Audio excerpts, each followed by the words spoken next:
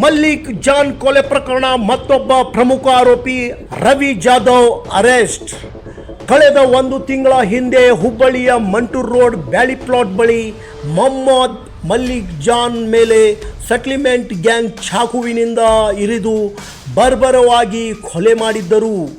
ಈ ಪ್ರಕರಣದ ಪ್ರಮುಖ ಆರೋಪಿಗಳಾದ ರವಿ ಜಾಧವ್ನನ್ನು ಬೆಂಡಿಗಿರಿ ಠಾಣೆ ಇನ್ಸ್ಪೆಕ್ಟರ್ಗಳಾದ SR ನಾಯಕ್ ಅವರು ಇಂದು ಚನ್ನಾಪುರ ಗ್ರಾಮದ ಹೊಲದಲ್ಲಿ ಅರೆಸ್ಟ್ ಮಾಡಿದ್ದಾರೆ. ಮಂಟೂರ್ ರೋಡ್ MD ದಾವೂದ್ ಮತ್ತು ಸೆಟ್ಲ್ಮೆಂಟ್ ಶ್ಯಾಮ್ ಜಾಧವ್ ಈ ಎರಡು ಗ್ಯಾಂಗ್ಗಳ ಮಧ್ಯ ಆಗಾಗ ವಾರ ಆಗ್ತಾ ಇತ್ತು. ಶ್ಯಾಮ್ ಜಾಧವ್ ಗ್ಯಾಂಗಿನಲ್ಲಿ ಗುರುತಿಸಿಕೊಂಡಿದ್ದ ಪೂಡಿ ರೌಡಿಗಳು MD ದಾವೂದ್ ರೈಟ್ ಹ್ಯಾಂಡ್ ಆಗಿದ್ದ ಮೊಹಮ್ಮದ್ ಮಲ್ಲಿಕ್ ಜಾನನ್ನು ಒಬ್ಬಂಟಿ ಇದ್ದಾಗ ಚಾಕುವಿನಿಂದ ಬರ್ಬರವಾಗಿ ಕೊಲೆ ಮಾಡಿದ್ದರು.